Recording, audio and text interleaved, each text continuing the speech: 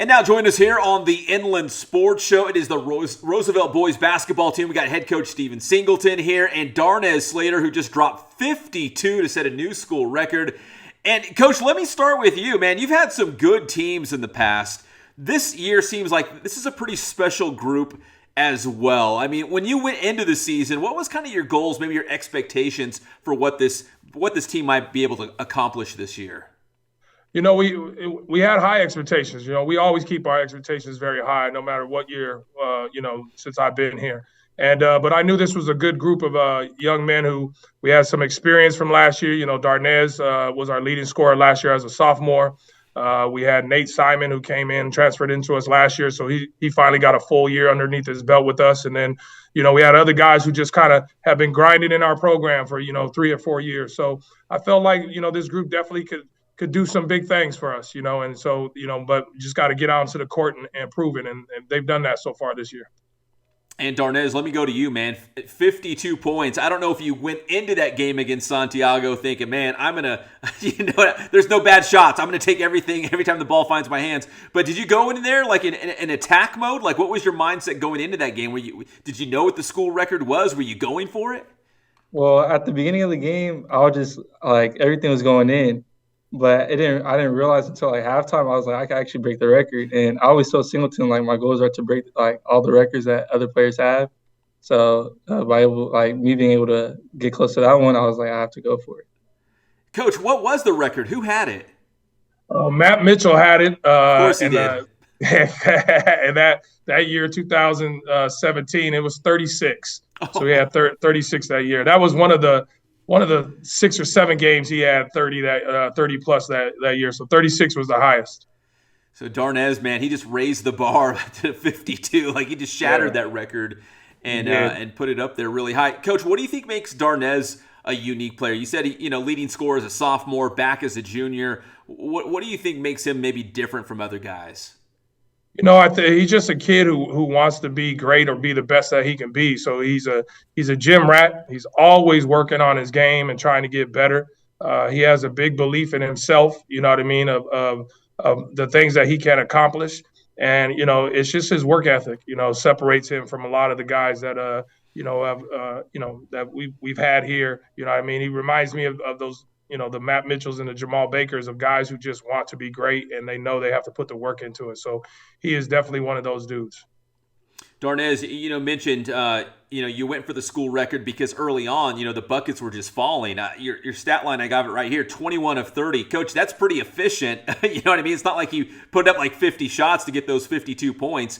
Darnez, how would you kind of describe your game? Are you a guy that likes to get to the rim? Are you a guy that likes to pull up for the jumper? How would you kind of describe the way you score points?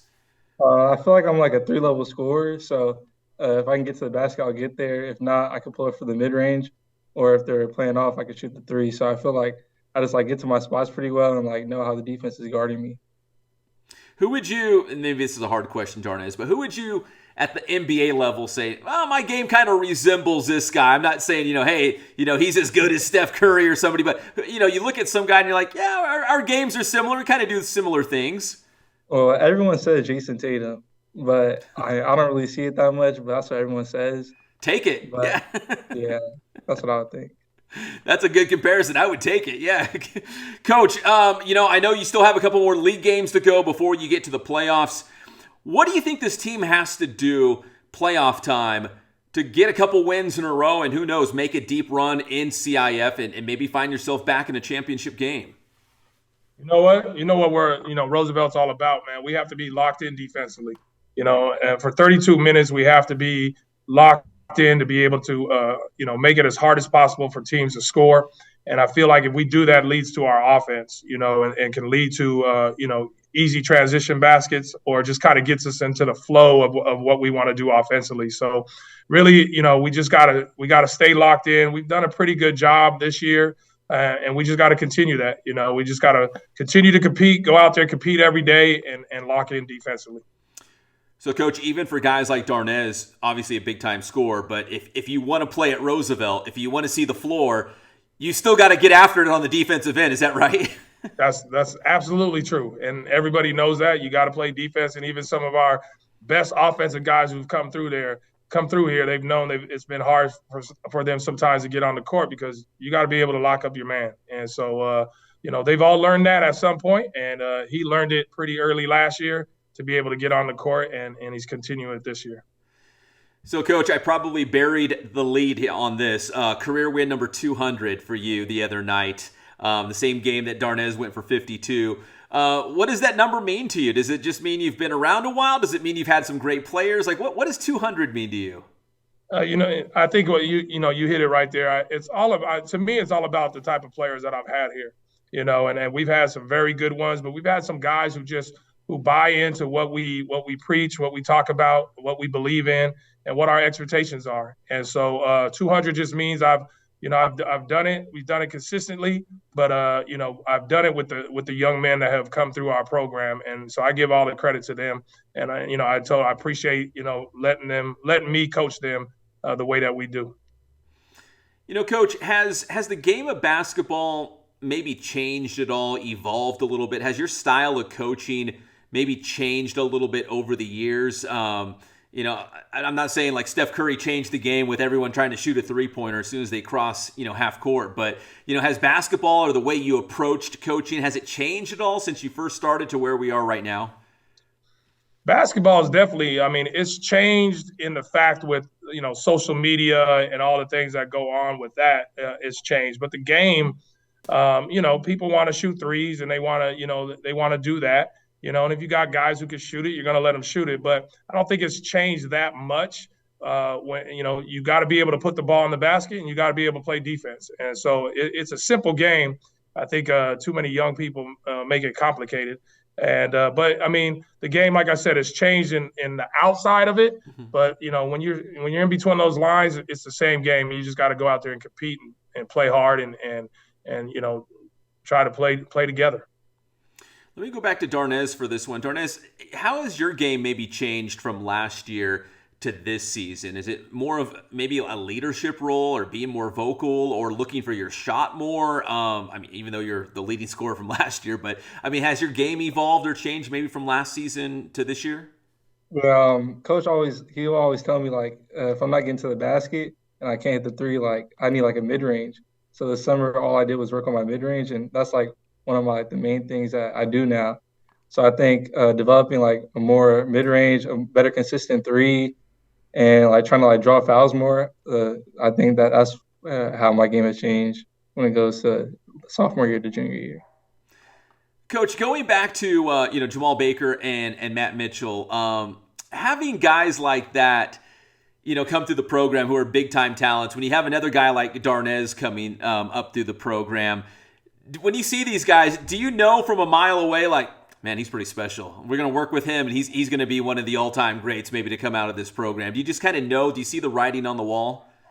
You definitely see it. And with Darnez, what I saw first was a kid that wanted to be good, right? Wanted to come in as a freshman and be on varsity.